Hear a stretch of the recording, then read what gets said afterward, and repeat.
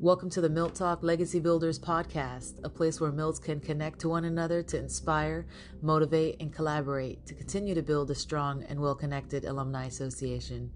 I believe that Milton Hershey School rebranding is actually just getting started, and I want to be part of that journey. I think the best way to commemorate Milton and Catherine Hershey is to continue our own legacy that impacts the world as Milton Hershey so impacted us. I believe the level of extraordinary that each and every Milt carries within them is deeply underestimated, and this podcast will help in the journey to show off what Milts are really made of.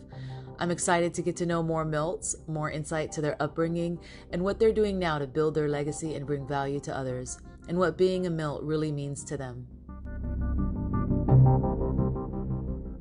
Today I'm speaking with Johannes, aka Joe Hotagua, class of 2002. This is a very special episode because it's part 2. So Joe's been on the podcast before, and since then, he's made some major life changes, moved out of the States and bought property and land internationally.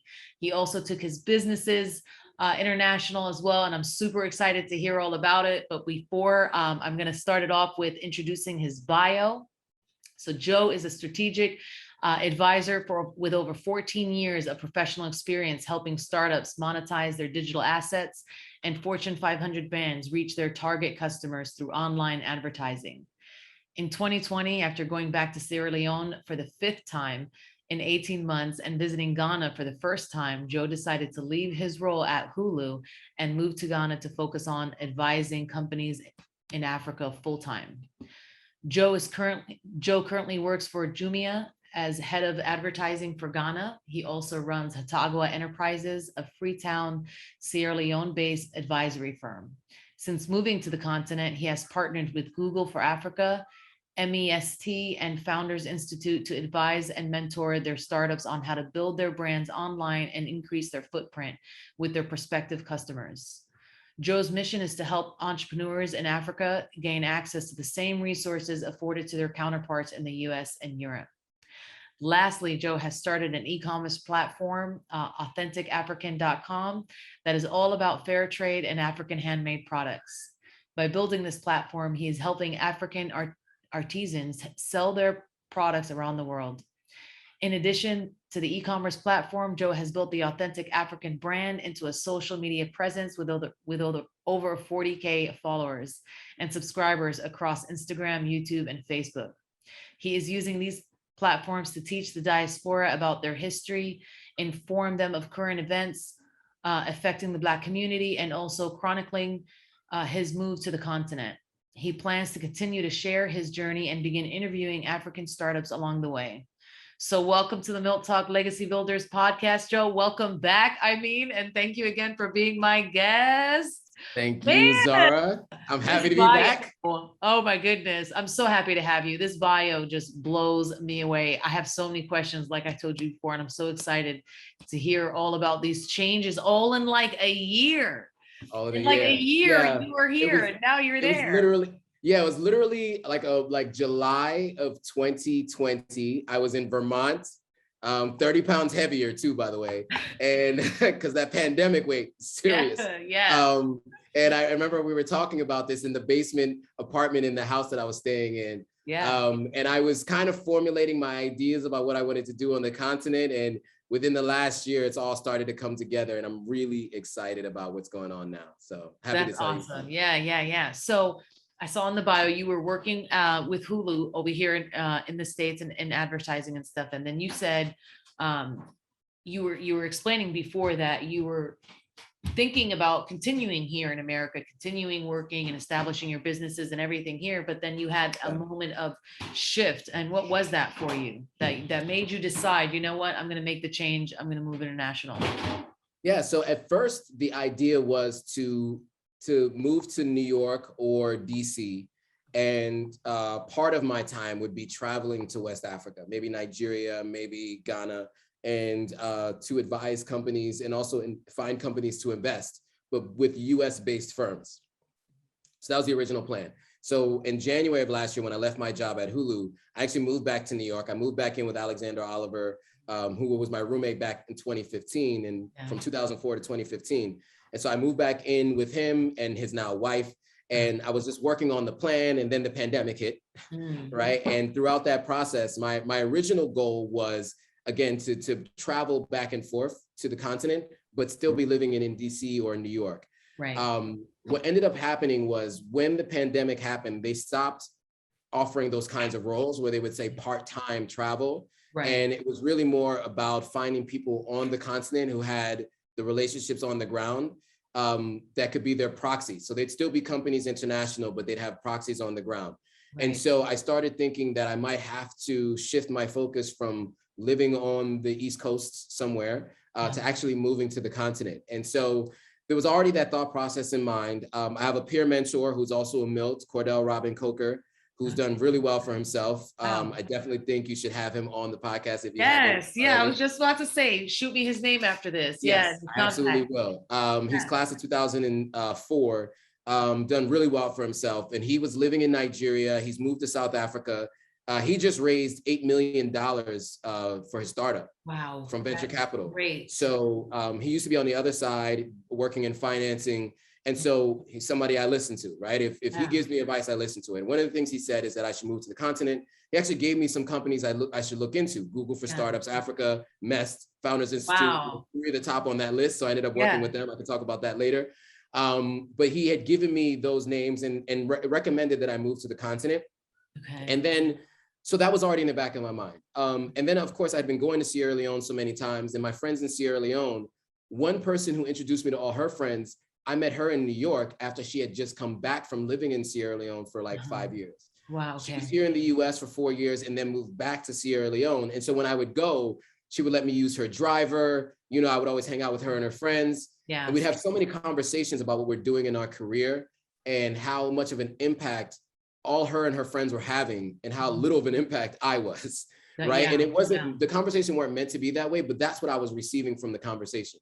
Right. You know, one person was setting up a version of 911 in Sierra Leone because they didn't have an emergency response system.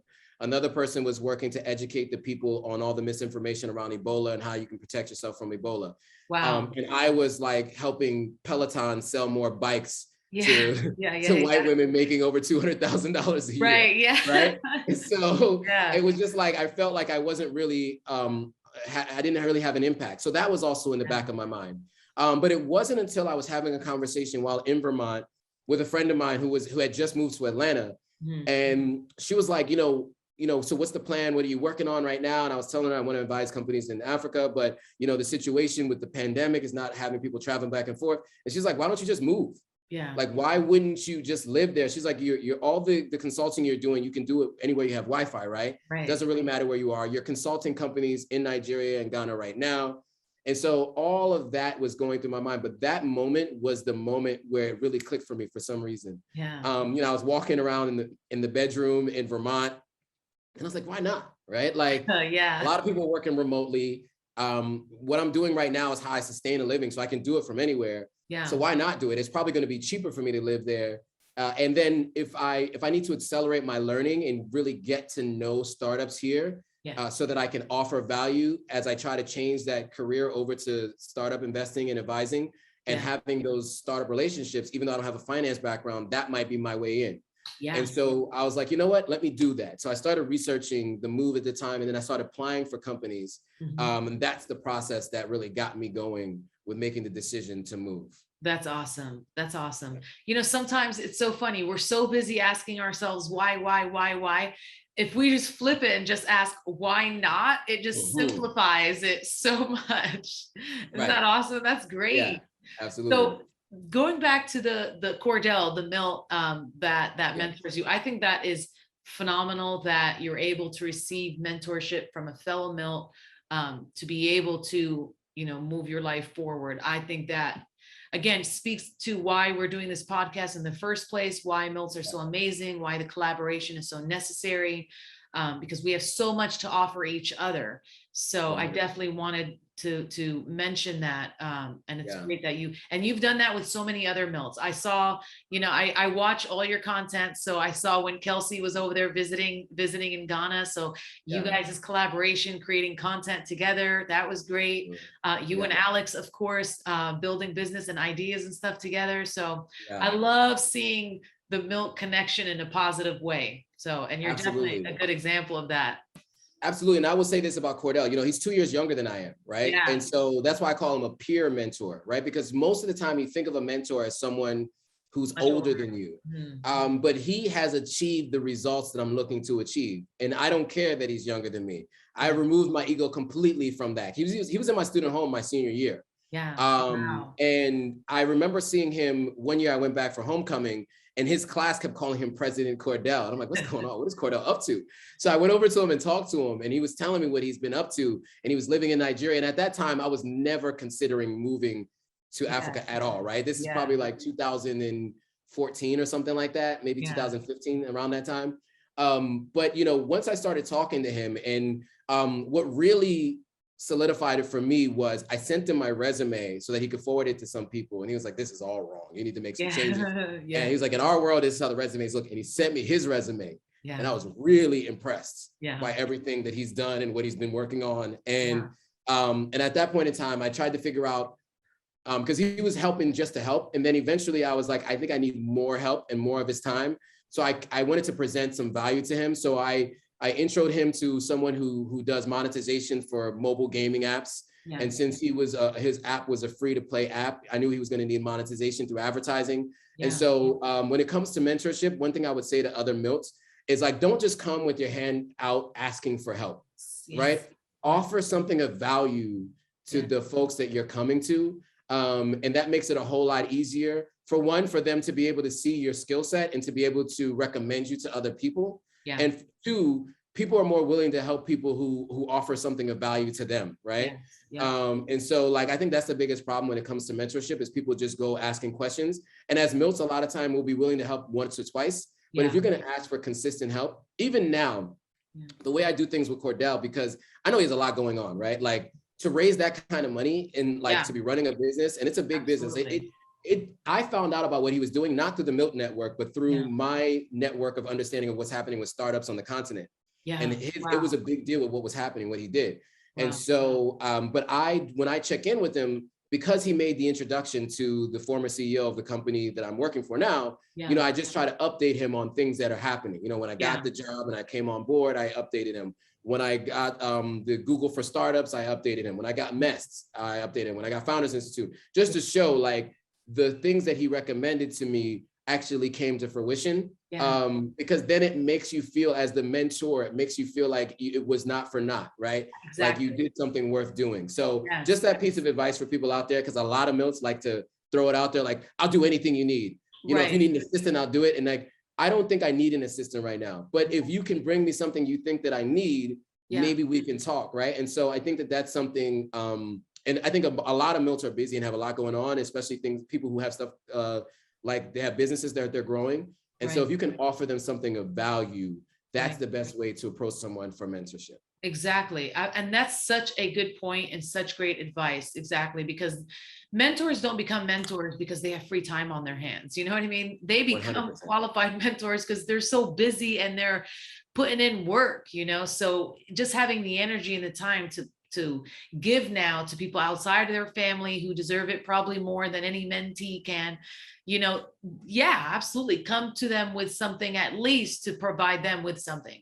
or at least the information that they're giving you, go apply it and show them how you're applying it. Like exactly what you did. Like, look at this, you recommended these things and let me show you where I'm at. And you've applied everything that he's been teaching you along the way. And sometimes that could be the value that they need if you don't yet have something to bring to them.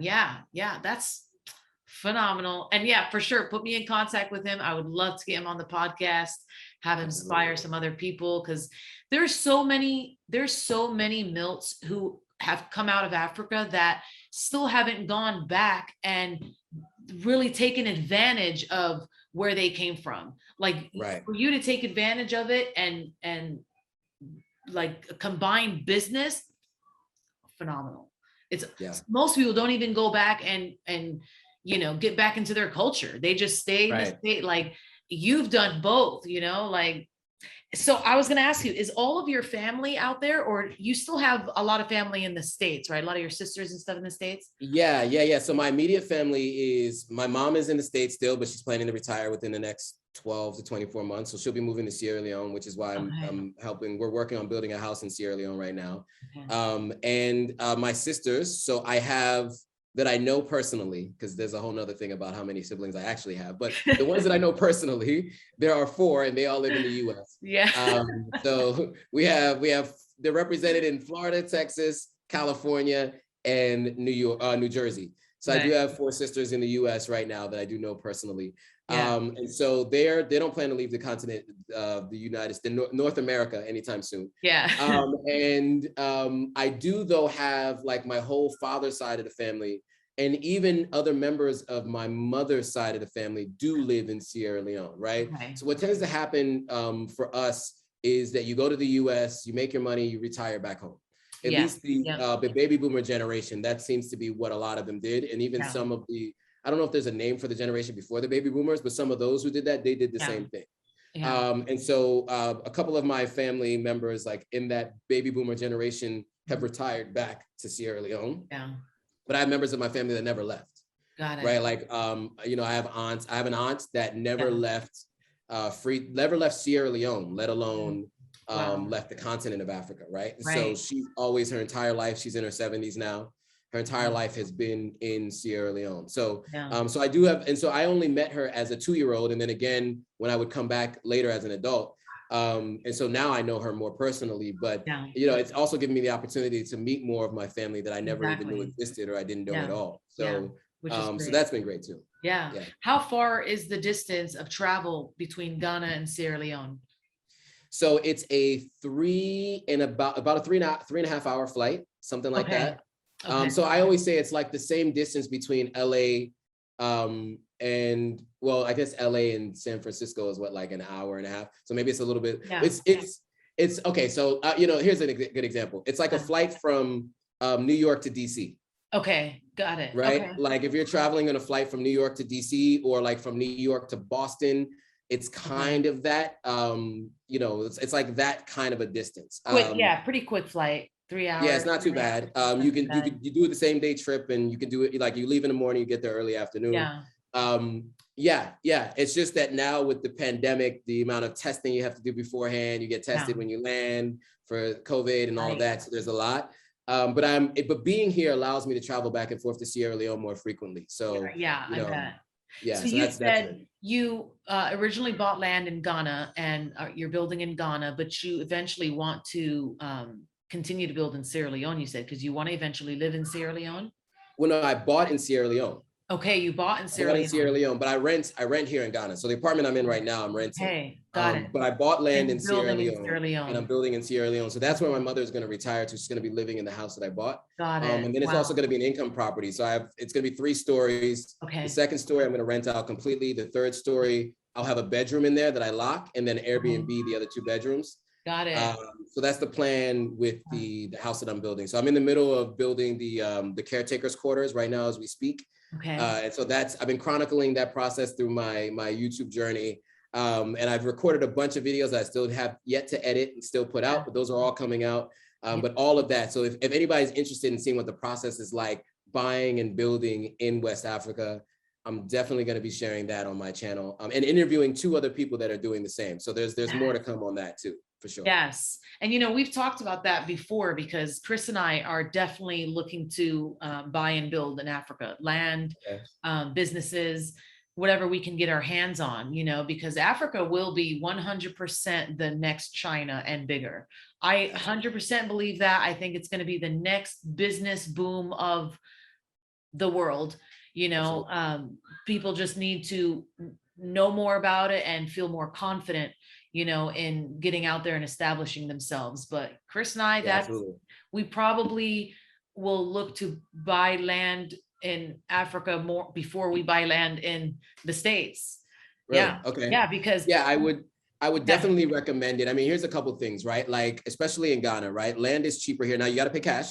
That's the challenge. Yeah. But the property value is going up like crazy because of everybody moving here, right? And and I think the thing about the continent of Africa that I don't think people really realize is not only do we have the most natural resources on the entire planet in one continent, you also have the most diversity of any continent, right? Like if you look at an Egyptian and you look at a Nigerian, they look like two completely different people, but they're on the same continent. Yeah, right? exactly. And so that's something that I think is also important because you also have that diversity of thought and skill sets too. Yes. And so you also not only have the natural resources, but you have the human resources and human capital. Yes. So for a business, you have a lot of talent that people don't even realize is there or here on the continent that can help you run your business when you're growing your business.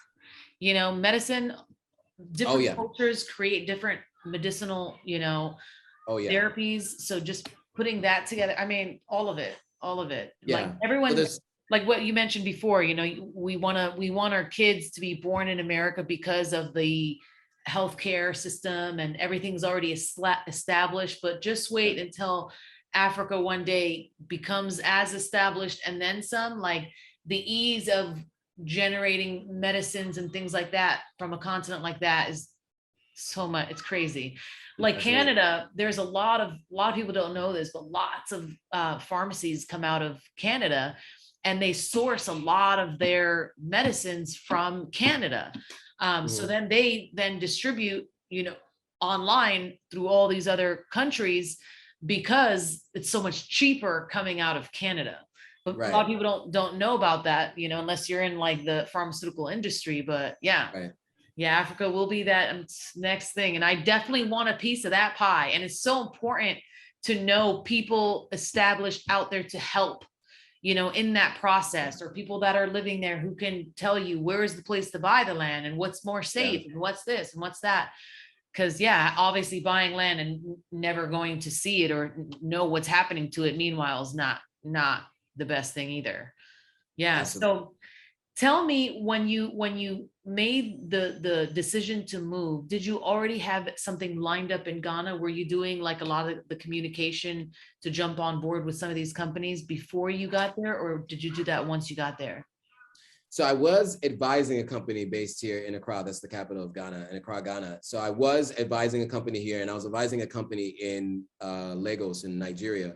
But those were just two companies that I found online while I was working at Hulu. Okay. And I started advising them in August and October of 2019. Okay. And so I came for the year of return at the end of 2019, right? So that was a big event. 500,000 visas were issued. So a bunch of people were in the country. Yeah. And there were a bunch of people who didn't need visas like me. So there were a lot of people who came, I would say between 500,000, of course, and 1 million people or more came during that period. It was like a 2-week span, right? Yeah. And so from that, though, I had already had an idea about wanting to do more business here, and I had to figure out what that was going to look like. But in terms of like finding a job, I was interviewing. The biggest issue I had was when I would have like a off the record conversation with the hiring manager, they'd let me know, like, look, human resources has this issue. We've had other people come from America or France or wherever, move here, they can't hack it, and they move back. Yeah. And so it's a waste of energy for us to go through the hiring process, hire someone who's not here right now. You're in New York, and then you come here and then you decide to leave.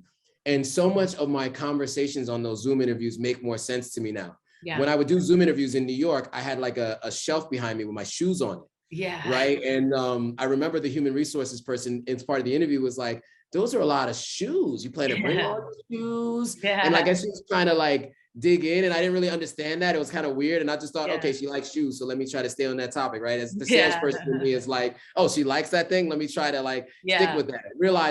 Not realizing that I was actually hurting myself and affecting my chances of getting the role. So it wasn't until I got here that I actually got the job. But here's the interesting thing.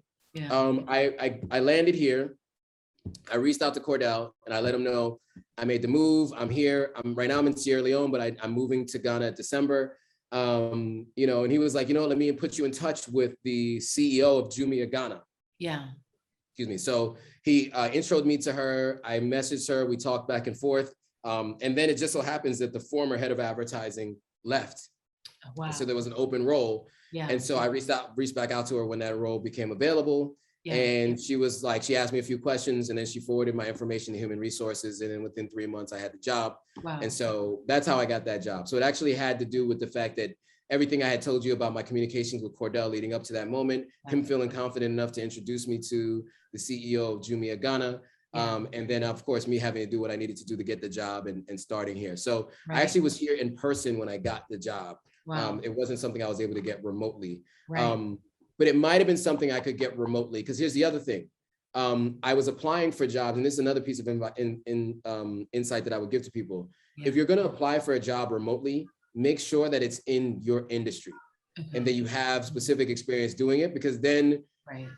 if they're having an internal conflict about whether or not to bring you on board, if they know you're going to be there, at least they can say, what makes you maybe someone we'd look to hire over someone locally is maybe that international experience in this business realm. Right. What I was doing was applying for roles that I hadn't done before, Yeah. trying to pitch myself as someone who has 14 years of experience and all these intangibles, being in network marketing, having my own business, all these different things, personal development, things that I've done that most people don't do in a day-to-day job. And that got me in the door, but it didn't get me across the finish line. The job with Jumia, I do think that I would have gotten it regardless of whether or not I was here, because of my 14 years of experience doing the exact same thing. Yeah. And so that's the other piece of advice that I would give. If you're planning to make a move to the continent, apply for roles that are directly in line with your previous experience, for sure.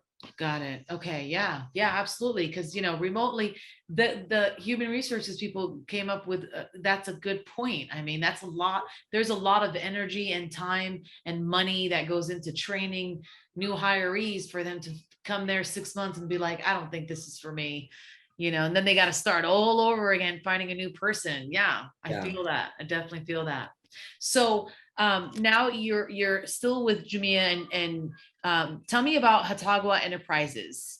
Yeah, so Hotagua Enterprises is a company I started in January of 2019. Okay. After I got my dual citizenship, opened my first bank account, I went and got business license in Freetown, Sierra Leone. And the idea of the business was just to start something. Yeah. I'll figure out what it actually does later. But the idea was like, we'll do consulting and real estate. Those are the two things that are going to be under this umbrella. Okay. Because I was planning to buy the property at that time. And I actually had bought the property later that month. So eventually it evolved into having other companies under the umbrella. So that was January. And at the end of January of 2019, I had an aha moment. After having an e-commerce store, my ads got shut down by Facebook. It was a cannabis adjacent e-commerce store. I was selling products that were made to help you consume cannabis, right? And Facebook said, you can't run ads about a federally controlled substance, et cetera, et cetera. I have all kinds of opinions about that. We talked about this before. I won't spend too much time here on that, but I then shifted my focus. And what actually ended up happening was a friend of mine was like, I had a party at my house and I had like all my African carvings up around on all my walls and stuff. And somebody was like, where did you get this? This is really cool. Can I buy it from you? And I was like, no, you can't, because it took me forever to get it here. And I had to bring it in my suitcase and blah, blah, blah, blah. But how much would you be willing to pay for it? And she was like, probably like $80 to $100, right? And I bought it for the equivalent of like $15. So I was like, oh, that's a business. So I was like, all right, how can I figure out how to have an e-commerce store where I'm selling products made in Africa by Africans to Africans in the diaspora, right? Or diasporans and African Americans. And so I did my research online, and in February of 2019, I launched Authentic African. Okay. So Hotagua Enterprises is the umbrella company with one of its major brands being Authentic African. Authentic African is the e-commerce store, and that's what led to the social media pages, which also have a life of their own, which are also coinciding with the e-commerce store. Got it. Okay, got it. I see it all now. Yeah. So, and I love that you are doing the all the social stuff, like your YouTube, the Authentic African, stuff like that, because it generates such followers and like eyeballs, and then I love that you put a lot of like some of your videos are a lot of what is that word that I'm looking for, gets people talking. What is that word? It's all the controversial. Controversial. Yes, that's the word. Yeah, because it gets engagement. It gets comments and people like engaging, which is so important with social media. It's not just about likes.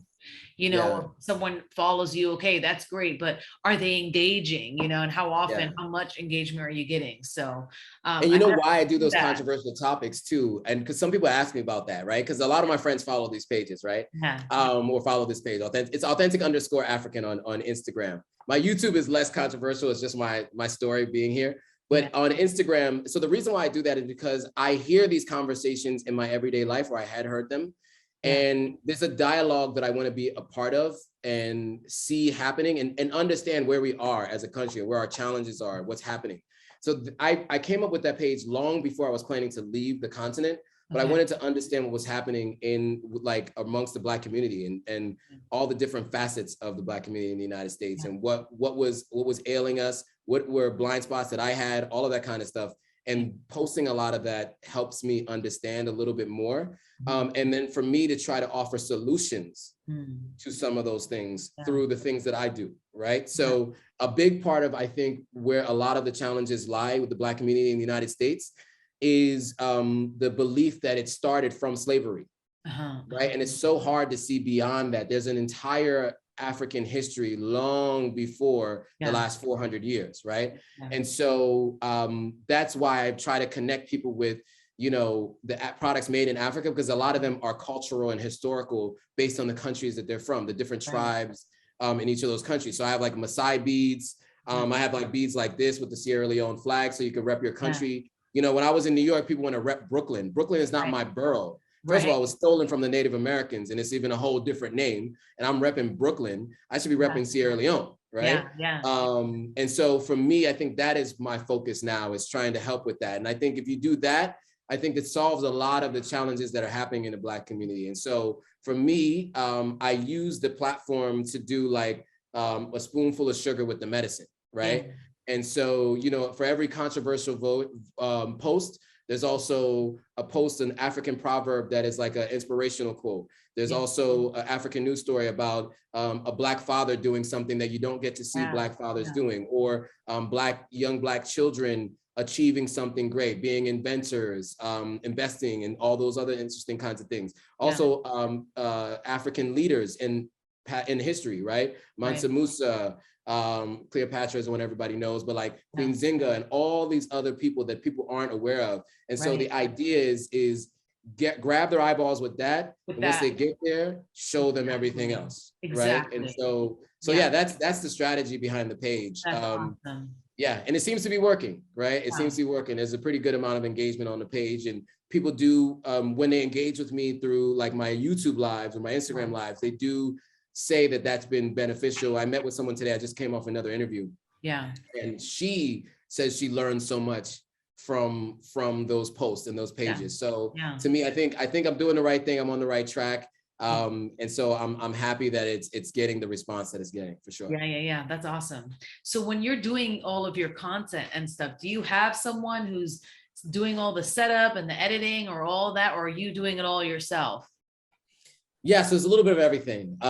So shout out to Kelsey, or Kels Acosta as his social media name. So I've known Kelsey since I was like 14 or something like that. And we also ended up going to college together too. He's a Milt, obviously. I didn't know that. And you know, he was the one who encouraged me to start a YouTube channel. And I was like, look, I had a YouTube channel when I was in network marketing back in the day, and it was so difficult to edit and stuff like that. And I spent about 2 months with him while he was here, watching him create content. And he does it all himself and edits it himself.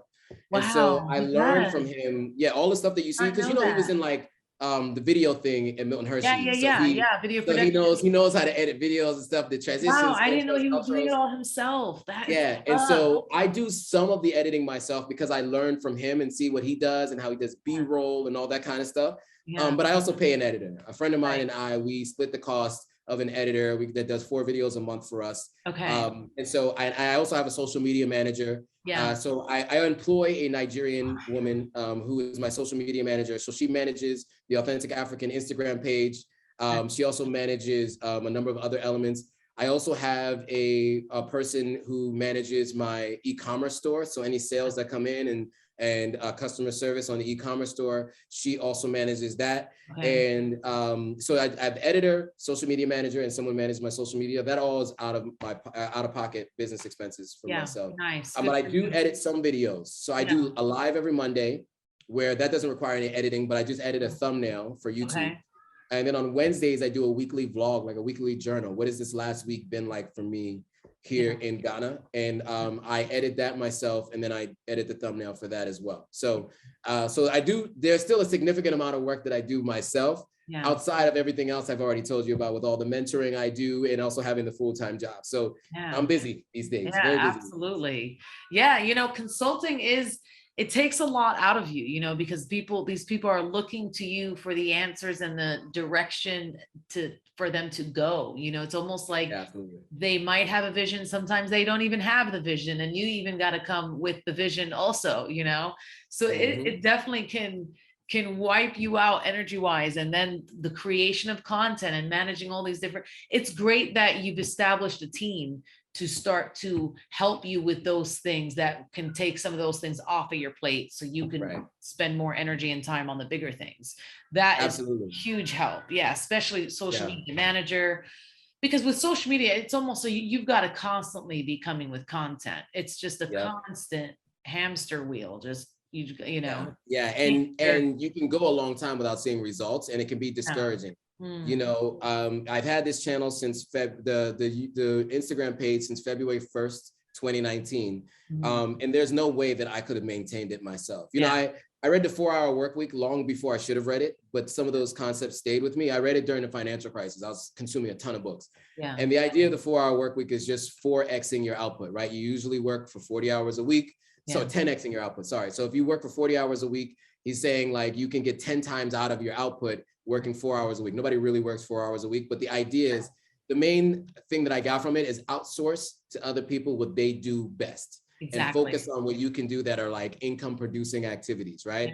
And so for me, I'm not an editor. So I pay an editor. Right. Exactly. I'm also not a social media manager, so I pay a social media manager, right? I can come up with the concepts and the high level ideas and even the design of things, because that's stuff that I can come up with in like 2 a.m. I get like all my ideas, maybe consume a little cannabis, get some ideas, and then I need someone else to execute those ideas for me, right? And so, but they're better at it. You know, my channel has grown 4,000, my Instagram has grown 4,000 followers in the last, basically 1,000 followers a month over the last 4 months by having her take over the page, right? Because she's Nigerian, she's here, she understands everything contextually, she can speak to it, and if there's, and so she can respond to all the comments, right? I can trust her to respond to my comments in my voice, because she knows where I stand on these things. You know, we have meetings twice a week where we talk about what content's being posted, and we talk a little bit about my stance on certain things, and if there's anything that she feels like she cannot respond to,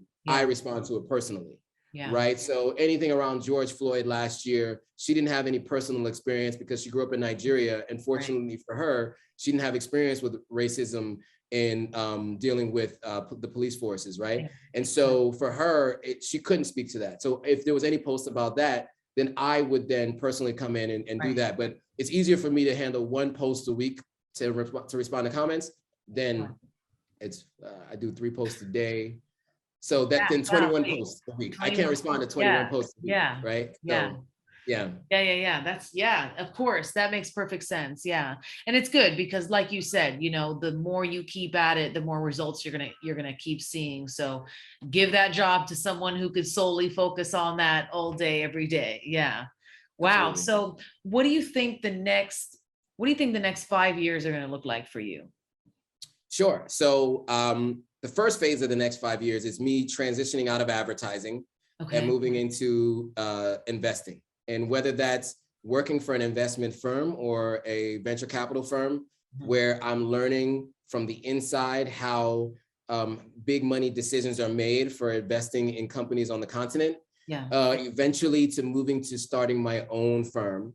And the idea is to get people like, you know, Marcy Ventures, Jay-Z's venture capital firm, You have, is it Queensbridge Ventures that Nas has? Mhm. You know, people are lauding them, right, for the investments they've done. Nas had a couple of really great investments in Silicon Valley. Yeah. Jay-Z has some really great investments, also really cool stuff. Russell Wilson and Sierra. Yeah. Andre Iguodala, who played for the Warriors, he's actually going back to the Warriors this year, right? They've all been lauded and applauded for the businesses that they're investing in America. Yeah. However, there is so much potential and so many businesses that need their money here. Yeah. They don't need their money there. Right. Like the venture capital firms that are working with them are only doing it because it makes them look more cool to their kids. Right. Right. Like, hey, I just invested with Sierra and Russell Wilson, you know, like Jay-Z's over here investing with us. Nas is investing. Like even Andreessen Horowitz, he was a Nas fan because he grew up in Queens, I think, if I'm not mistaken, big Nas fan. So he got Nas into investing, which is great, right? But for him, it was like, it's because it's cool and it's Nas or whatever. Right. But like they should be investing in startups in Africa. So eventually,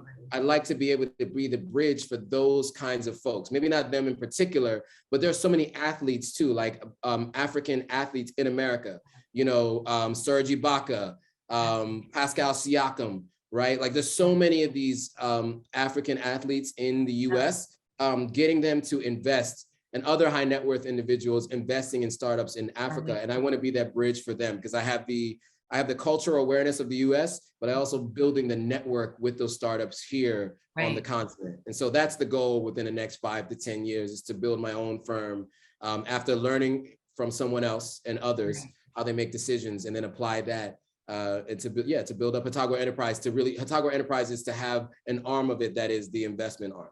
Yeah, absolutely. And then when you do decide to create that, is there a specific like industry or specific organizations you would want those investments to go to? Like, do you already have an idea? So I think the only criteria for me will be they have to have a positive impact with the products that they're making, which most companies on the continent do, by the way, anyway. If you've ever noticed, especially in West Africa, right? Everybody's auntie and uncle, because it's the real idea of a village raising children, right? And so with that, people here as entrepreneurs think about the world outside of their business and where they are, not just the revenue generating machine that business is going to be. They want to make money, don't get me wrong. I mean, we're capitalists everywhere, but the idea is also to have a positive impact in the world around you. So as long as that's going to be the main criteria, what are you doing to positively impact people around you? That's the main criteria. I'm actually on the board of a startup that we're a nonprofit that we're starting in DC and Sierra Leone, which is going to be an incubator for startups in Sierra Leone first and then across the continent. And the reason why I really wanted to be a part of it was because our main thing was like, you have to be positively impacting the people around you. So my VC firm will be the exact same way. It's just going to be focusing on that. And so it'll be fintech, which is financial technologies. So everything from like what you know to be a Venmo or Cash App in the US, there are plenty of those kinds of companies here. There's also med tech, right? There's all these acronyms for the tech companies, or like shortened versions of them. So med tech, agri-tech. So agriculture is another industry as well that I'm learning a little bit more about. There's ed tech or edutech, so education technology sector. So all of those sectors are all going to fit under that umbrella as long as they're positively impacting. Absolutely. That's great. And that's almost like it's helps to even, especially if, you know, that those investments become huge and then there's like branding behind it. People are seeing that all these, you know, great celebrities or athletes or whatever it is that you're getting it from are funding these things. So now more and more startups are going to want to create a company that will socially impact people. So people will start to create businesses with that main goal, you know, in order to get on the radar of these investors, you know, let's create something. So that's awesome. That's phenomenal. And you see it in the US right now too, like Tom's Shoes, Warby Parker, you know, there are a bunch of companies, and even companies that were started before this movement became a thing, because Generation Z, that's their biggest thing, is that they want to be buying from companies that are making they love a cause. They love a cause, right? And so for me, that's how I've always been too, even as a millennial. I want to call myself a Generation X, but I'm a millennial. We're millennials, unfortunately, because we always get a bad rap as a millennial, right? But no, I've always been like, over the last couple of years, I can't say always, but over the last like 5 years, where I became a little bit more focused on impacting the world around me. Yeah. But I'm still a hardcore capitalist, don't get me wrong. So Yeah. for me, I believe in responsible capitalism. Yeah. I believe in the idea that you shouldn't be tearing down the world around you to build up your own personal wealth, right? So as long as you have a positive impact in the world around you, then by all means, make as much as you can, right? Yeah. And so that's the way I look at it. And so I want my companies that I'm invested in to have that same viewpoint. Yeah, absolutely. And that's, that's exactly how you create, the brand and the team of companies you choose to be surrounded by or to have under your overall brand. That's how people start to see you as, oh, anything that's associated with this guy or his brand or his company is going to be a positive social impact on their community or something. So that just becomes your whole thing. Like these people are not selling something that's unnecessary nonsense, Right. which is great. Yeah. Yeah. Everybody wants to, like you said, this new generation is very much about causes and bettering the world and kind of like putting band-aids and fixing everything that the previous generation just fucked up, So 100%. yeah, Yes. we'll start to see more and more entrepreneurs doing those types of things. Chris and I, we really want to get into vertical farming. That is another industry that I really, really, really think it will be huge and could really help, food deserts in certain communities, building these vertical farms in abandoned homes and abandoned buildings all over cities. And, trying to get investors for something like that is a breeze because like you just let them know here, we're trying to fix a food desert situation. We're trying to help farmers find another way to not have to depend on, climate with all the horrible climate things that are happening, So we're figuring that whole part out now, like establishing our team and a business plan, and then see who we want to take this to invest in and make it a reality, So yeah, that your investment firm, because we would have a good cause, Absolutely. Maybe Absolutely. 5 years from now we'll be there'll be some synergies there for sure. That's so funny. So what do you think? So that's your next 5 years. What do you think the next 10 to 15 years will look like for you? Life-wise and business-wise. Sure. So on the business side, I'll start with that. Just expanding on everything I mentioned so far, right? I mean, just continuing to grow that and seeing where that leads. I mean, right now, I don't know what that can look like. But, the good thing about where we are on the continent is like everything is nascent. It's in its early stages and people are just starting to catch up. So beyond just the venture capital firm too, I also want to inspire others to make the move that I made. Right. The go back to where you came from comment people hear and they hear it as something derogatory. I want to turn it into something good. Like, okay, I will go back to where I came from. I heard that. I had a house parent say that to me. Yeah. Wow. So I did. Yeah. Right. And I want to see more people do that because most of the people who own businesses here on the continent, unfortunately, aren't of African descent. And I want to get us more of us to be doing that. Right. And so I'd like to be able to have play a part in that. I won't be solely responsible for it because there's so many people and so many voices already in the process of doing that, but I just want to be a part of that. So that's where I see like just on the business front. So beyond the actual business that I'm working on, but just the impact. And then personally, at some points, I do potentially want to have children and get married and all of that. So, that's I haven't met her yet. Yeah. So when that happens, we'll move forward with that. But on the personal front, for sure, I'd like to see that. And then also just like being able to have more of my family know more about who we are. What I realize every time that I go to Sierra Leone and I talk to more people, I realize we have very little concept for who our family is and where we come from. I'm just discovering things over time, and I want to be able to chronicle that, also put it down on paper and in writing. I am lucky enough to know that my family came from Sierra Leone to the United States because both my parents came on airplanes. Right. So it was more recent. My history in the United States is more recent. Yeah. However, when you go back 2 generations before that, that's where the information stops. Yeah. So like, you know, I know that my great grandfather was a chief on my dad's side, Yeah. right? And my grandfather was a chief, and then his brother was a chief, but that's as far as I know, right? What happened before my great grandfather was a chief? Right. You know, my dad's mother comes from Guinea, Yeah. which is not Sierra Leone. My mother's mother comes from Liberia. Yeah. So she actually probably was a freed slave. My mother's father, I don't think comes from Sierra Leone, and the Creole tribe is actually freed slaves from Nova Scotia that went to Freetown in Sierra Leone, which is why it has the name Freetown.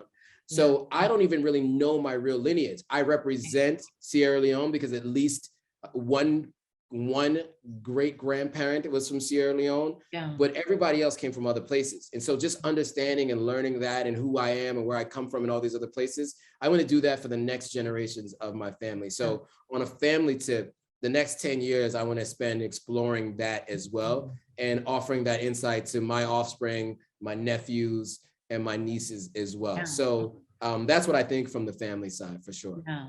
And I think it's so important that you're documenting your journey as you go. Like you said on your YouTube, you documented the journey of what it takes to leave international, go back to where you came from, is reestablish your roots there, buy land, property, business.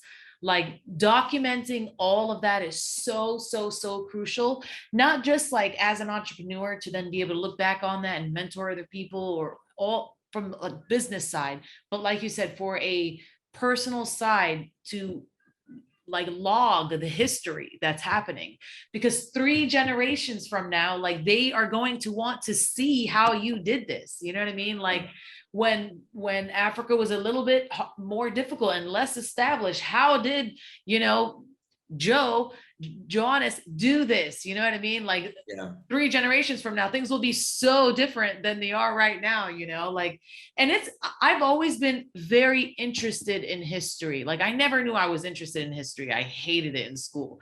But now, like you said, now that I'm an adult and like, I don't know my family either. Like after my grandma, I'm like, we don't know anything, you know, and my grandparents are actually first cousins. So like, even there is like already pretty cultural, you know, but beyond that, I'm like, how was it for the previous people and how was it and where do we, you know? So that intrigued me about history. The not knowing was like, why the hell don't we know this shit? You know, like, like these new generations really don't even know how much was truly taken from the Indians in America, you know, like they have no idea. And all this stuff will become lost if it's not properly documented. So I think Gary Vee said that too, like the importance of documenting your journey as an entrepreneur.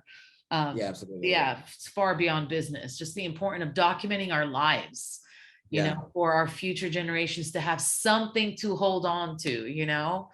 Yeah, super important. It's crazy. But I'm glad that you have like the care in you to be like, I want to get to know my roots. I want to get to know my family that I don't know. I want to know where the hell we came from and I want to keep it going. Like that is great. That's the only way that we keep our culture alive, really, and not like diluted with all the shit that goes on in the world that, you know, again, in Milton Hershey, like none of us even knew that half of the school was African. Like none of us even knew. Everyone thought everyone was just African-American, Black. Yeah, they're just Black. Yeah. No, like they speak different languages. They come from a whole different continent. Like, no, they were not born here. Like, no. And now as adults, we're finally learning that. It almost seems like stupid that we didn't know that back then, you know? But I mean, some of us who were African knew, right? Like, so of course, I knew that Frank and Dave, because they're like second cousins, Sita, they're all my second cousins. So I knew they were Sierra Leonean. So when I found out like Harold was Liberian, I was like, oh, we're neighbors, Sierra Leone, Liberia. You know, so like those of us who were African were seeking the other ones out, but most of the other non-Africans didn't know, right? Yeah, so like we would always seek each other out. Like I was so excited to find out that Harold was Liberian, that Manny Barmanyala was not Liberian, Sam Bala was Liberian. I think Issa Wow, I Issa's didn't know all of them Liberian. were Liberian. Yeah. Oh, I can name all of them Wow. because every time I Yeah. found out, I got so excited, right? Wow. Yeah. Yeah, and like I was like, oh, you guys are like, because we're Sierra Leone, you're Liberia, we're Yeah. neighbors, you know what I mean? Yeah. That's what I Um, mean. Like the majority of Milton Hershey was not African American, was not American in general. Like the majority of us were not even American. Like, and like I didn't really know the impact of what Syrian was. I didn't know. Most people mm. didn't know what Arab was, what Syrian was. Like I didn't. I didn't know how to explain it. I was just like, I don't know. It's just I don't know. Yeah, but Yeah, what? you were the first Arab person I knew. Yeah, that I know. I was the only other Arab person I knew. Yeah, Like, well, you and your sister, obviously. Yeah. yeah, yeah. And I think there were, no, I don't even know if there were any other Arabs while we were there. Not that I know of. Yeah. And there Well, at least probably not in our were, we probably class. didn't even know. Yeah, not in our class for sure. But yeah, just the idea of embracing culture now and Yeah, teaching our kids to embrace it at an earlier age, not just when they become adults and it's important to them now because they have kids right. or they're just older, but like teaching them how to embrace it at a younger age, embrace their own culture, embrace diversity, and be able to like keep it alive. You know what I mean? I 100%. think it's great for kids. Yeah, because Yeah. it's the cliche, but you don't know where you're going unless you know where you came from, right? Right, right, So right. it's Yeah, so yeah, true. yeah. It's so So you true. said you're probably most likely going to stay living international and you're just going to come back to the States as a visit. So you That is switched it on true. us. Yeah. Yeah, permanent residency likely outside of the US, but always a US citizen. Yeah. I thought about this a lot over the last year. I've only been here for a year, so anything can change. But I love living in Accra, Ghana right now. I haven't been anywhere else on the continent as of yet. So I want to try different places, live different places, or at least visit to Yeah. see where I'd want to stay and live long term. But for right now, I don't see myself living anywhere in the West. So if Yeah. I do have a place, it'll be an income property, somewhere to stay when I come for vacation, things like that. But I don't plan on living as a permanent resident in the United States ever again. I don't think Yeah. so. Yeah. What's the cost of living in Ghana? Average. Well, I was living a very decadent, opulent lifestyle in Yeah. 2019 and before. So it's like a fourth of what I was spending back Yeah. then. Yeah. So well, more than that, actually a fifth of what I was spending back then. But like last year, I'm still spending less than what I did last year. And I didn't even leave the house in New York, Yeah. right? It was the pandemic. Yeah. So That's great. my expenses are cut in half. So if Yeah. you can imagine, New York is still expensive, but if you can imagine living in a house all year, not having to spend money on dates as a guy, as a single man, so that Yeah. eliminates so much cost, Yeah. right? Yeah. I'm a person who went out with friends a lot. There was always a lot of alcohol drinking. That always has a lot of cost. Well, last year that happened, that was non-existent. Right. All of those expenses were eliminated, and I'm still spending less than half of what I spent when I was in the US. Wow. That's under great. lockdown. Yeah. So that's the best way to describe it is my money goes a lot longer here. One example I gave before on another interview I was just doing was I paid $100 a month for someone to come clean my house once a month. He would come clean my house from like top to bottom, fridge, everything, clean everything. Yep. I clean the bathrooms myself every week because I'm a Milt. So, like I couldn't have my bathrooms not be clean, but he would come do a deep clean of everything. Yeah. I pay that for a housekeeper who makes meals for me twice a week, makes juices, my fruit bowls, all of that, makes local vegan friendly Ghanaian food. Wow. She also cleans all of my clothes. She does my laundry. She cleans the whole apartment, and she runs errands for me. She also goes grocery shopping for me as well. All of that for the same price, that $100 a month that I was spending on one day of cleaning in the US. Wow. 5 days a week, 6 hours a day. That's unbelievable. Unbelievable. Yeah. Jeez Louise. Golly. Yeah. And that's on the high end, by the way. That. Wow. Wow. It's like $107. So yeah, I mean, I definitely, so it goes a lot longer. Yeah. It goes a lot longer way. So, I mean, that's just one example, right? With the housekeeper. Yeah. My rent, I live in a 3-bedroom, 3.5 bathroom apartment, which is still about half of what I paid, which was half of the rent that I was paying in the apartment that I was living in that was rent stabilized. Wow. I was living with Alex in Brooklyn, right? It was a rent stabilized apartment from 2004. So very slow increases. Yeah. I'm paying half of that to live here in a 3-bedroom, 3.5 bathroom with no roommate or anything like that. I'm in here alone. Crazy. So yeah. I mean, that's to give you an idea of, now you can also spend $1,300, $2,500 for rent here in a really nice high-end apartment building. Right. But it's the equivalent to what I was paying when I was paying over $3,000 in LA, right? So so your money goes a lot longer. I mean, it could still be expensive here, but I know how to live an expensive life because I lived in LA and in New York, and I lived that expensive life before. And so you can actually find a way to live much more below your means here if you want to, and still be very comfortable. And still be comfortable. That's it. Yeah. Exactly. Oh my goodness. That's great. And as time goes by, of course, that'll increase, as it continues to get populated and goodness. Gentrification. Phenomenal. That's phenomenal. I saw that you were doing a upcoming YouTube on what you hate about Ghana. Did you already post that video? I did. Okay, because I was so curious. I was like, what could he hate about it? But that was a live I did. Yeah, I didn't watch the video yet. Yeah. I did a live on that last Monday, and I'm also going to do another video where I do 10 things. A little clickbaity. I mean, you got to understand the platform. So it's a little clickbaity. What I did was I talked about things that I don't love that is happening here, but I also talked about solutions or things that I see improving. So for instance, one of the things that I hate that I mentioned was that most of the major businesses here are not owned by Ghanaians. Yeah. The restaurants, I was eating at a restaurant. I was like, the food is great here. They're like, it's owned by an Indian guy. And I was like, oh, I like this. I go to this grocery store. Oh, that's owned by a Lebanese guy. And like, this is owned by a Chinese person, right? And I'm just like, nobody owns the major businesses here. So that is just something that really gets under my skin because there's so many capable people on the continent, but those people tend to go elsewhere. Right. And so, so for me, that was one of the things. The bugs, there are insects here. I'm not gonna lie to you. God, bugs here. So you get that will probably get me after like 2 days. I'll probably be like, damn it, I can't handle it. I mean, any tropical place you go to, the insects for some reason tend to love it, right?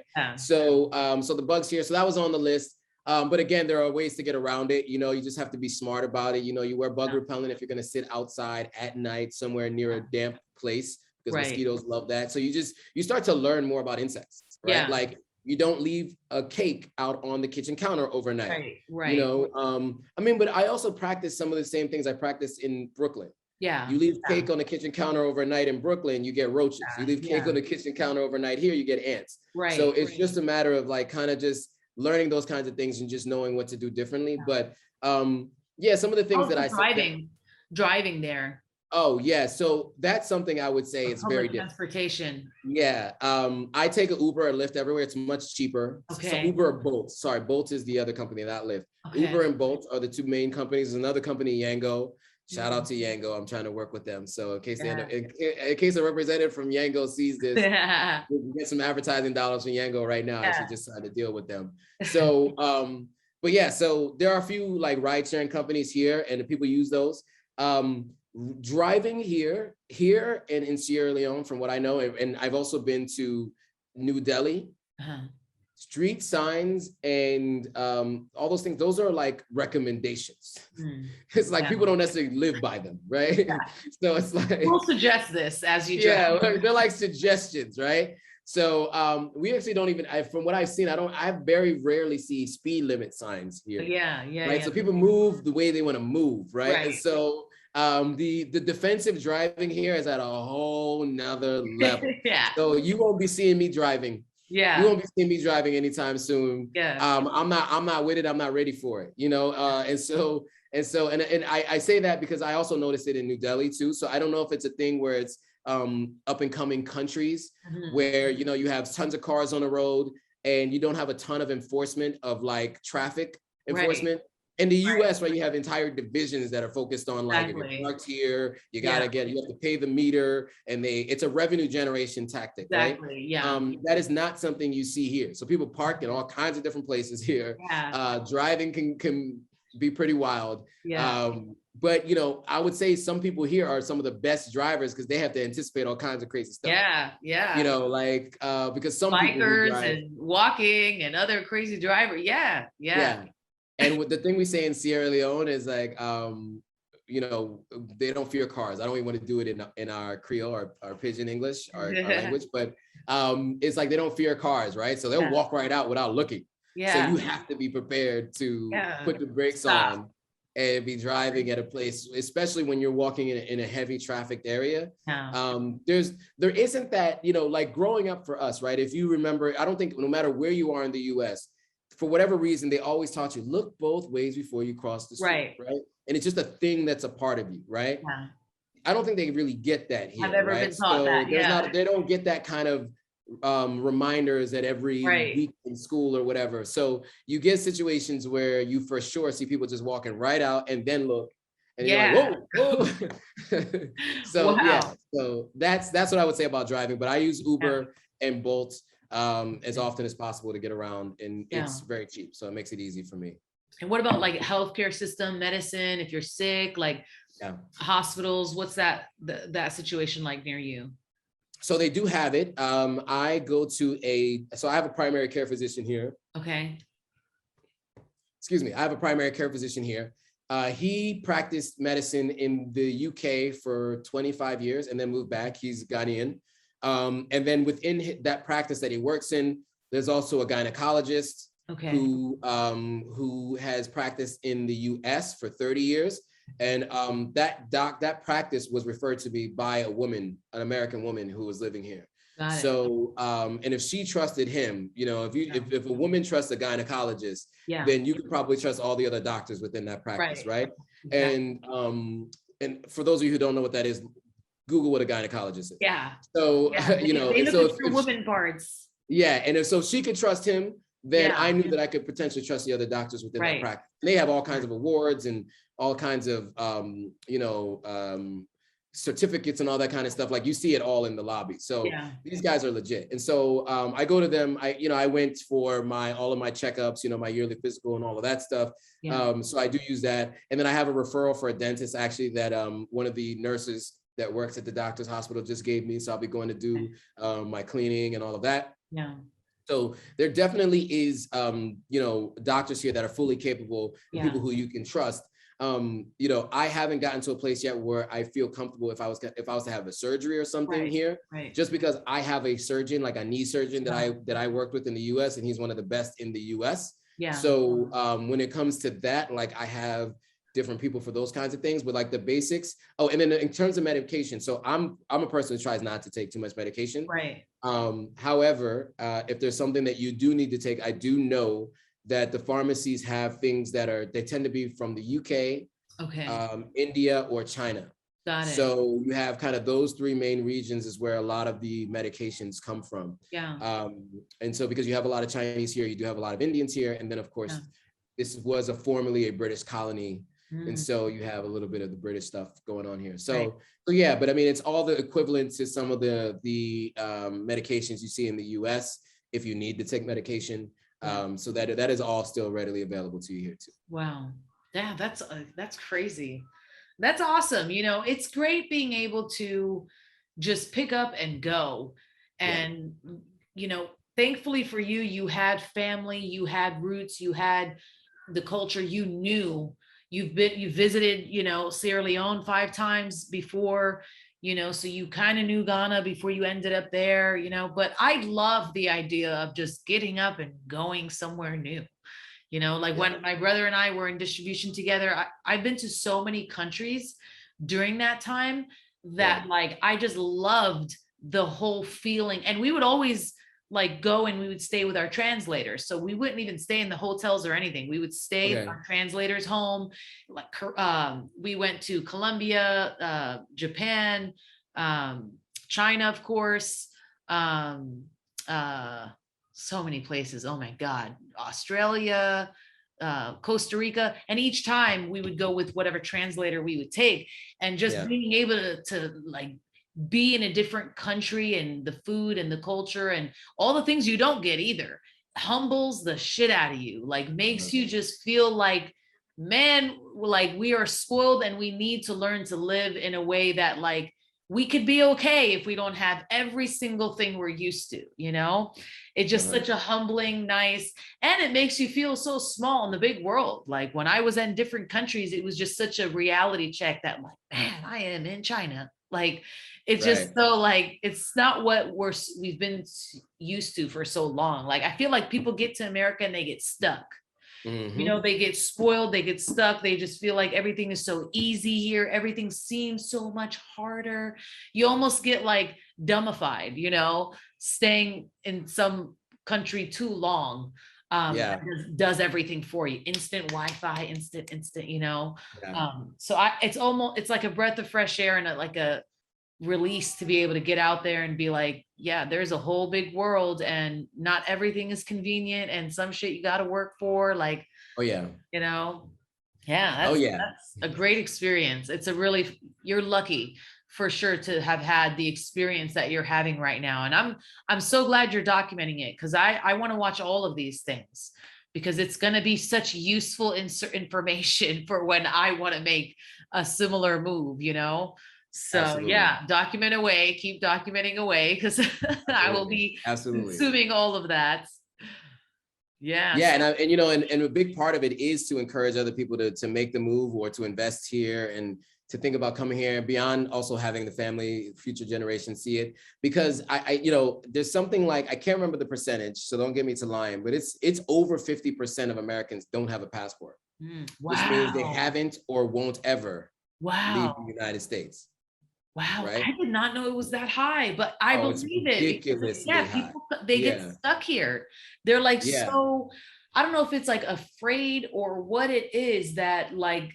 Well, it's American exceptionalism, right? It's the idea that we're better than everybody else. So why would I want to go to your place? Right. You know, that's, I mean, and you know, American exceptionalism used to be a positive thing. Now it has a negative connotation because it's an arrogance now, you know. It is. And I just want to say to all those patriots, I am forever grateful that I was born in the United States and I got a chance to live in the US. So I just want to be very clear that I'm not one of these people who hate America.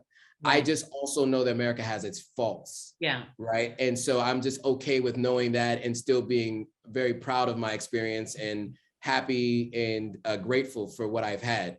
But I think when you travel internationally, it gives you a broader view of the world, and that broader view makes you a more well-rounded person. Yes. You know, I think most of the very closed-minded people you see in the US are people who've never left. Yeah. Yeah, exactly. Right. Yeah. So they've never really seen outside what they know. Yeah. Exactly. And so that is a problem in and of itself, because I think diversity of thought is the most important thing that you can have. Right. It's so helpful to have that. I was even in my own liberal cultural bubble, you know, for a while. I was living in LA and I became a super lefty liberal. You know what I'm saying? I was all the way over there on the liberal side. And it was great to have gotten a chance to move back to New York, hear other perspectives, to be able to talk to people who were on the right, you know, coming here and hearing more conservative viewpoints, talking to Europeans and hearing their conservative viewpoints. I still believe what I believe, but now I at least have another perspective. Exactly. Right. And so I can understand where they're coming from, even though I disagree with where their outcome of what they believe. Right. And I think that that's super important. And I think we don't have enough of that in the US. And so traveling outside the country will help you do that. Yeah, exactly. Which in turn helps you become a better business owner. Oh, you know, golly, and what you're doing, you know, consulting other businesses and then eventually, you know, creating a area where they can invest into that. All of that plays into, you know, what you're going to be doing, knowing the people that you're going to end up dealing with or helping, or, you know, and somewhat they're going to be impacted by you is so necessary. That's why the biggest, best businesses are diversified businesses. Absolutely. Yeah. Absolutely. So I'm so excited. I learned a lot, as I always do, from you, Joe. I always learn so much. It's incredible. So I can't wait to have other people hear this and to see what it is that you're doing.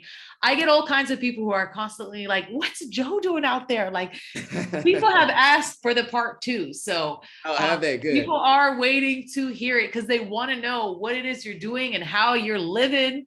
It's so funny. People really are so amazed by someone leaving America and living somewhere else.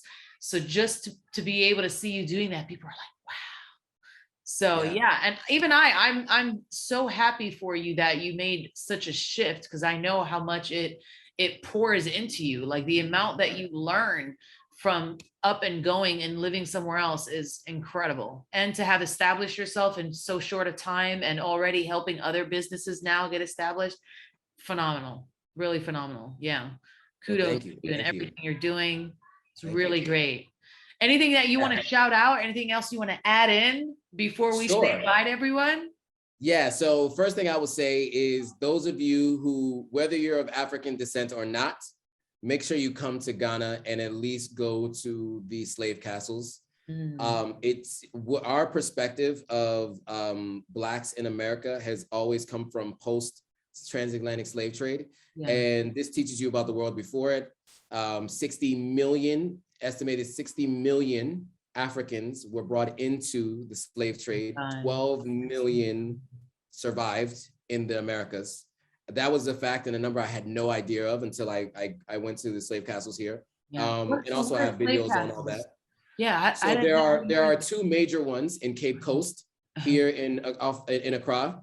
There's one in Sierra Leone too. I'm actually posting that video today. The one I went to in Sierra Leone, part one is today and part two will probably be next week. But yeah, so just getting the history of the people and what happened there and what happened in the city surrounding it is important. So definitely come to Ghana if you can, because they've done a really good job of kind of putting packages together to make it easy to learn all this stuff. Senegal had slave castles too. All these places have maintained them so you can hear the history and you can learn so we don't ever repeat that history again. And if we see something coming close, we can stop it before it gets there. So that's one thing I'd say, definitely come here. The second thing I would say is follow me on Instagram. It's authentic_African. That Instagram page will be everything about Africa and the diaspora, news, controversial topics in the Black community, and historical figures and facts. And then follow my YouTube channel. That's just Authentic African. If you search that, you'll find the channel. The logo says Authentic African on it. So you'll see that there. And subscribe to the channel. Make sure you hit the notification bell so you're notified every time a new video comes out. I'm sharing my journey moving to the continent, buying property, building on that land, interviewing startups, interviewing diasporans that have moved here, expats, people who are experiencing Ghana. So all of that will be shared and so much more on the YouTube channel. So I would definitely recommend you guys follow if you want to know what's going on with me. Yeah, that's awesome. I'm already following everything. I have subscribed to all of your platforms. I love watching all of your content. So keep it going. And when you come back to the States, please come visit. And I really want to plan a trip international. I haven't been international in like 5 years. So Okay. I am so overdue for a trip to a couple of places. So I would love to come out and visit sometime. You could show me around. There was Absolutely. this very delicious soup that you and Kelsey were eating. That was yeah, the peanut butter soup. Yes, girl, it's really good. It's really good. It's something that they make in Nigeria, Ghana, and Sierra Leone, our peanut butter soup. It pretty much tastes the same as what they do in Ghana. So there's no debate around that. There's a jollof rice debate. I don't know if you've ever heard of it. That's one thing that I love. Jollof rice. Ghanaian jollof is good. Sierra Leone is better. So all of you West Africans who are out there, you could debate amongst yourselves. Sierra Leone has the best. But there are a couple of things that, yeah, for sure. I'll show you around, show you the food.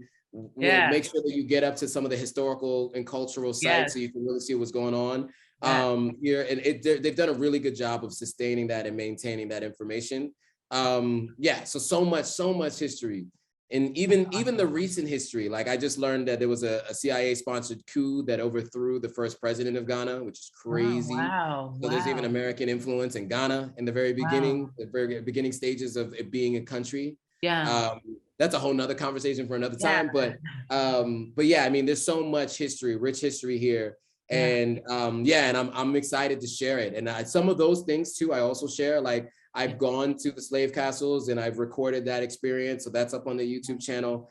Also going to Kwame Nkrumah, who's the first president, his museum, seeing his final resting place and learning about the coup that was sponsored by the CIA that overthrew him as president.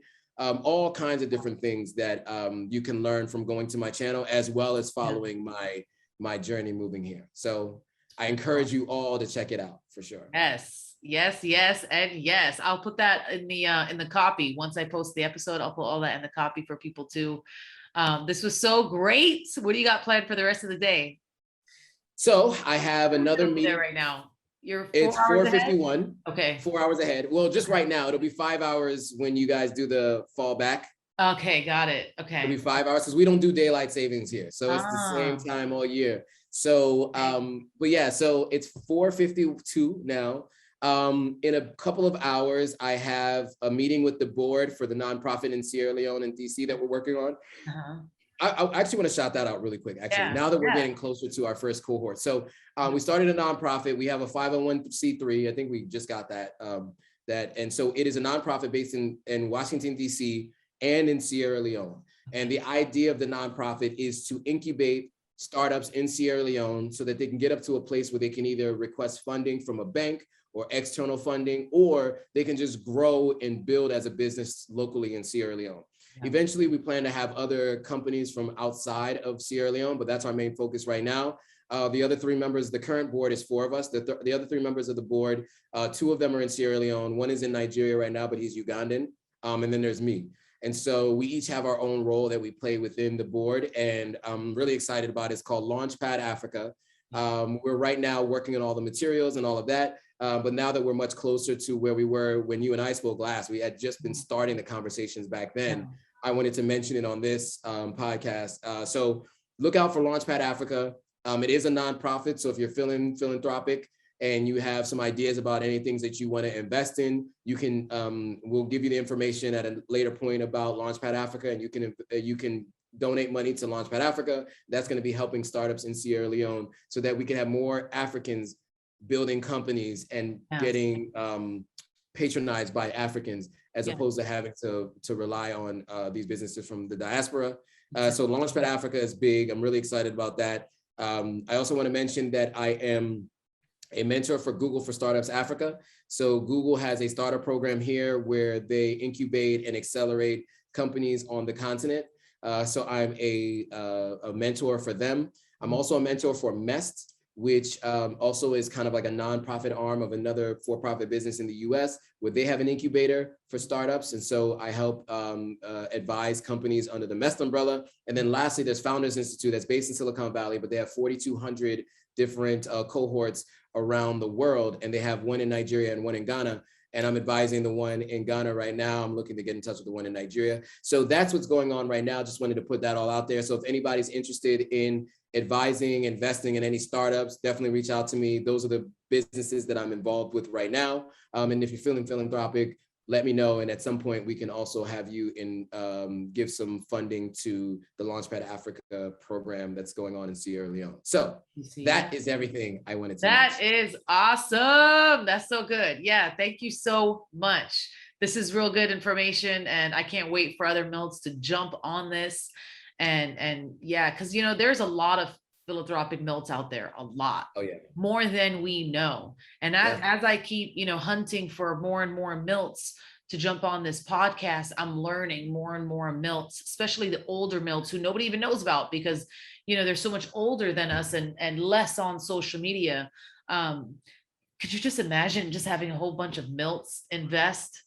It's just, I mean, you know, it's because there's so many. I don't even know what the number of Milt grads are at this point, but I mean, that would be huge. I mean, we have such a huge community. I can't wait to kind of just continue to build on, you know, the relationships I have. I really had only been communicating with the years before us and the years right after us. Yeah. And I'm hoping that through this and some other channels, Yeah. I get a chance to communicate with a broader swath of Milts. Exactly. Because I really do. There's so much talent and so many people that I think have stories to tell and have contributions to give. Yes, absolutely. Yeah. And so much talent out there in the Milt community. It's just untapped talent that none of us even know that some of us have, you know. So the more, of course, we get ourselves out there, the more we see each other out there, and they're like, oh, they're in that industry. Oh, I'm in that. Oh, I thought about getting that industry. Oh.